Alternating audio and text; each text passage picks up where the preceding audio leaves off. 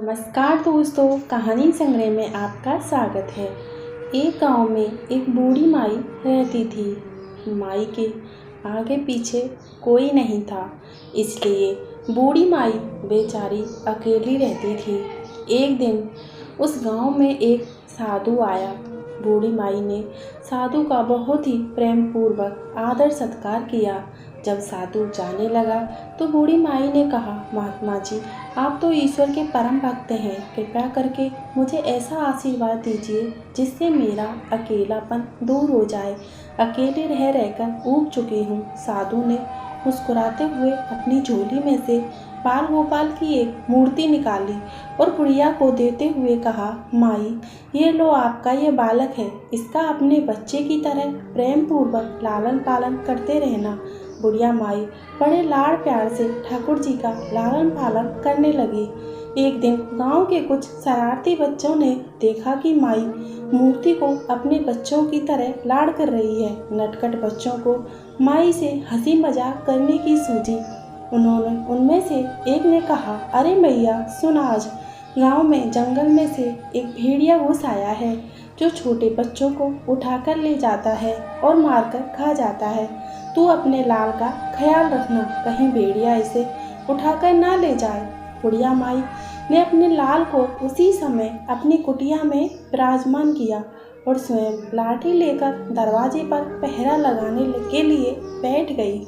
अपने लाल को भेड़िए से बचाने के लिए बुढ़िया माई भूखी प्यासी दरवाजे पर पहरा देती रही।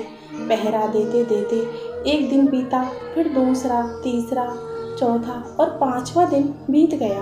बुढ़िया माई 5 दिन और 5 रात लगातार बगैर पलक झपकाए भेड़िए से अपने बाल गोपाल की रक्षा के लिए पहरा देती रही।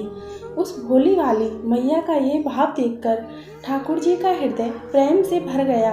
अब ठाकुर जी को मैया के प्रेम का प्रत्यक्ष रूप से आस्वादन करने की इच्छा हुई। भगवान बहुत ही सुंदर रूप धारण कर वस्त्र आभूषणों से सुसज्जित होकर माई के पास आए। ठाकुर जी के पाँव के आहट पाकर माई डर गई कि कहीं दुष्ट भेड़िया तो नहीं आ गया मेरे लाल को उठाने। माई ने लाठी उठाई और भेड़िए को भगाने के लिए उठ खड़ी हुई।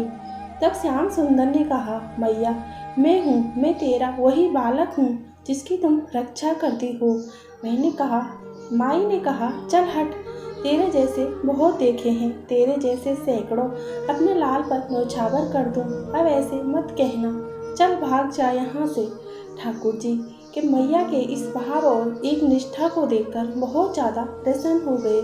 ठाकुर जी मैया से बोले, अरे मेरी भोली मैया, मैं त्रिलोकीनाथ भगवान हूँ, मुझसे जो चाहे वर मांग ले, मैं तेरी भक्ति से प्रसन्न हूँ। बुढ़िया माई ने कहा, अच्छा, आप भगवान हो, मैं आपको 100 प्रणाम करती हूँ। कृपया कर मुझे यह वरदान दीजिए कि मेरे प्राणों से प्यारे लाल को भेड़िया ना ले जाए। तब ठाकुर जी और ज़्यादा प्रसन्न होते हुए बोले, तो चल मैया, मैं तेरे लाल को और तुझे अपने निज धाम दे चलता हूँ, वहाँ पर भेड़ियों का भी भय नहीं है। इस तरह प्रभु बुढ़िया माई को अपने निज धाम ले गए। ईश्वर भोलापन और सच्ची भक्ति से रीझ जाते हैं।